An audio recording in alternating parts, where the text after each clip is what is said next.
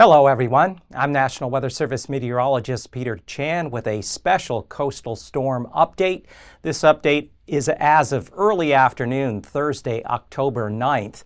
So we are watching a series of coastal storms that will be impacting the state, especially along the Aleutian chain, up along the west coast and Alaska Peninsula, including the Pribilofs at times. And we currently have a storm system that is exiting in the far north. We still have some advisories and warnings for the western northern coast, but that is beginning to slowly wind down. Today we've seen through this evening high winds and seas around the western Aleutians with the next low in front. That's not going to be the main weather player. The one coming up, an even stronger storm, the remnants from Typhoon Haisley, which was just south and east of Japan on Wednesday, will threaten the Aleutians, Pribilofs, west coast, St. Lawrence Island, and the Bering Strait as it tracks across the Bering Sea Saturday into Monday. And this stormy pattern will continue through next week with yet another strong storm possible later Monday into Wednesday that could affect areas of especially the YK deltas to Bristol Bay and the Pribilofs again. And if that's not enough, there's potentially yet another storm following that around the end of next week. So this is going to be a very active weather period. This first storm summary, the one that is departing and weakening now, water levels rose 2 to 5 feet in the Yukon Delta, 4 to 7 feet in Norton Sound, just over 5 feet at Nome, and 3 to 7 feet north of the Seward Peninsula. Kotzebue saw water levels up about 6 feet with the storm. And there has been an abundance of high water and beach erosion across the west coast and northwest coast with some areas of damage. Now, the peak wind gust were 40 to 60 miles an hour along the coast. Not especially high, but high enough.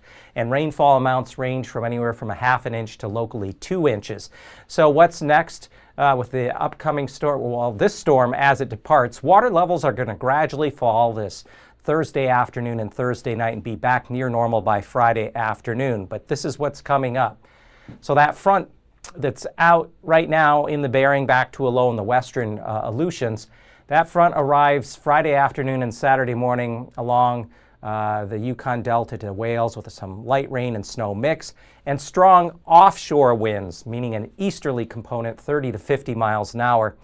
And we're not too concerned about that. Maybe a little eerie because of the fact you have that offshore flow and the water levels coming down. Water levels will drop significantly below normal Saturday morning through Saturday night. Then a potential major storm this weekend. That's the remnants from the Typhoon Haisley. That will enter the eastern Bering Sea late Saturday night, Sunday morning. Significant impacts. It is likely to cross the central Aleutians around noontime on Saturday and then lift up into the central Bering. We expect significant impacts more severe than this last storm, especially south of the Bering Strait.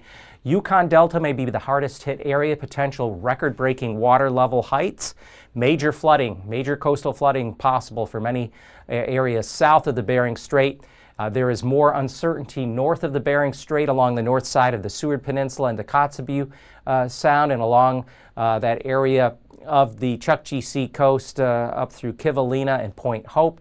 But nevertheless, significant impacts are potentially possible there as well. And from the Anchorage office, the low will be tracking right there between Adak and Atka Saturday, right around midday, noonish, early afternoon. The low will deepen as it tracks just west of the Pribilof, heading up towards St. Matthew. And the low is expected to be strongest, that is, deepen further as it gets up there around St. Matthew. It'll be a hurricane force low then. So this storm will come across the Aleutians with storm force winds, potentially low-end hurricane gust, and then that will deepen into the 940s millibar as it gets up there towards St. Matthew. So this is going to impact areas along the southwest coast, but the area most concerned, strongest winds are going to be around St. Paul on up toward Nunavik Island. We could see wind gusts to 75 miles an hour. That's low end of hurricane force. And so Anchorage office will likely have to issue some sort of coastal flood advisories, warnings, watches, so stay tuned to later updates. But that is how the storm will initially take shape. And then for areas along the west and northwest coast, first we still have a coastal flood warning till 4 a.m. from the area Point Hope up to east of Utqiagvik till 4 a.m. Saturday. But again, winds, water levels. So winds are coming down and water levels are also coming down at this time and will be improving. But then we have along the coast a coastal flood watch for the weekend storm into Monday. So this area of the lower Chukchi Sea, including Kotzebue Sound around the Seward Peninsula, Norton Sound, the lower Yukon coast, and again, Anchorage following suit will likely have some things going down there further south, at least into the Kuskokwim Delta.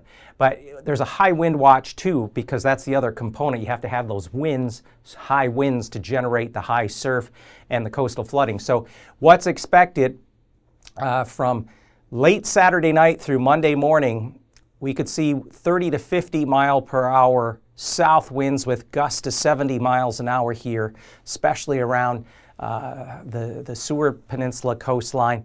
As we get offshore, because I told you the strongest winds are near the center of that storm will be passing up through St. Matthew and in the vicinity of St. Lawrence Island, including Gamble and Savunga. So there you're going to get even stronger winds that could be 40 to 60 miles an hour with gusts to 80 miles an hour. Another area that could get hit hard here is along the lower Yukon coast. And of course, when you have these kind of winds, it's going to force water to pile up into Norton Sound. So that could extend the coastal flooding danger well eastward into Norton Sound. So again, stay tuned to later forecasts because these things will likely be upgraded to warnings and or advisory. So on the satellite imagery for this Thursday afternoon, we have the departing storm up here. It's feeling not as strong as it was. And then we have this other pretty strong low out here in the western Aleutians with an occluded front working through the central Aleutians. They're approaching Adak. That has storm force winds with it this Thursday afternoon and evening.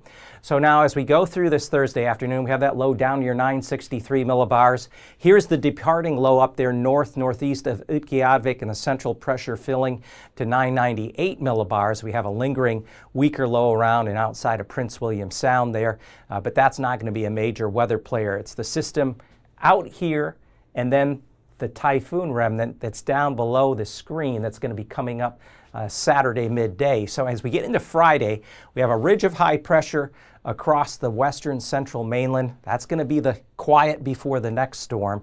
Back here to the west, we still have a strong low in the western Aleutians trying to nudge up into the southwest quadrant of the Bering Sea.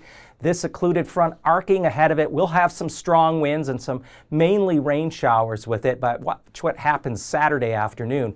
This is the remnants of Typhoon Halong, and it is going to be crossing the central Aleutians sometime late Saturday morning, early afternoon, and then it's going to be free to cross northeastward up into the Bering. And right now, the current track takes it up towards St. Matthew and then maybe the west side of St. Lawrence Island, which is not good news for areas here of the west coast.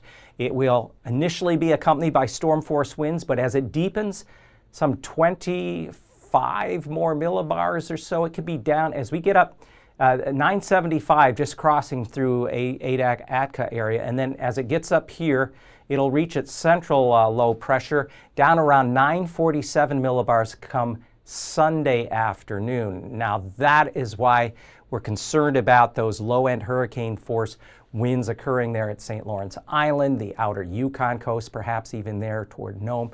So stay tuned to later forecasts. We will definitely have some sort of update regarding whether there will be coastal flood warnings or coastal flood advisories, in addition to the high wind watch that will likely be updated. So very active weather. And then coming into Monday, that low will start to fill and go right up into the lower Chukchi Sea. So that means those of you up here, Kotzebue Sound and along the Lisburn Peninsula are not out of the woods. There could be still significant impacts there, especially Sunday night into Monday. And if that's not enough, here comes the next system. We have energy coming out from the western Bering, linking up with another piece of energy coming up from the North Pacific. And guess what? That's going to take aim right up into the same area, perhaps Norton Sound, YK Deltas, Bristol Bay, for later Monday night and especially Tuesday into Wednesday. So we have a very stormy pattern shaping up. And if that's not enough, there's potentially another strong low coming up along a similar track around the end of next week. So again, stay tuned to these forecasts. Here's the wind forecast. This Thursday afternoon, we have some stronger winds. Offshore flow up there along the Beaufort Sea coast with onshore flow there between Utqiagvik down through Point Ley and Cape Lisburne. But those winds are going to begin to fall off as we go into Thursday evening and night. Here are the storm force winds currently along that occluded front out through the central western Aleutians. And that could continue at least into early tonight. Those winds will become strong gale force winds. They won't be quite hurricane force anymore, but gale to lower end storm force gusts. Trying to approach the southwest coast, but the good news is those winds will kind of taper off as we get into Friday night, Saturday. And on Saturday, as we mentioned, the water levels are going to fall along the west coast and get quite low. But then here comes the center, what was once the remnants of Typhoon Halong is crossing the central Aleutians there between Adak and Atka. And this low will deepen as it heads north-northeastward up towards St. Paul and St. Lawrence Island. So the winds are only going to increase around here, and those of you in the central eastern Aleutians, tip of the Alaska Peninsula, St. Paul, Nunavik Island are going to get hit first with that. So I just want to remind everybody, coastal storm preparedness and safety. Those of you along the coast, you got through the first storm, hopefully fairly intact, but secure outdoor property from high winds and water, move vehicles, boats, and supplies to higher ground.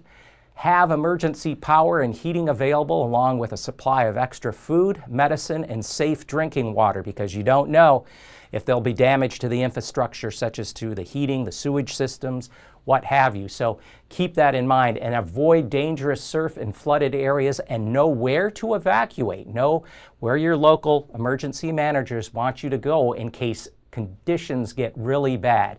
And then stay informed through the National Weather Service, weather.gov/Alaska, and heed any local emergency alerts. So there you have it. Again, for more information, weather.gov/Alaska. Those of us here in the Weather Service will be with you through these storms. Our offices in Fairbanks and Anchorage and Juneau are constantly watching things. And everybody out there, stay aware and be safe.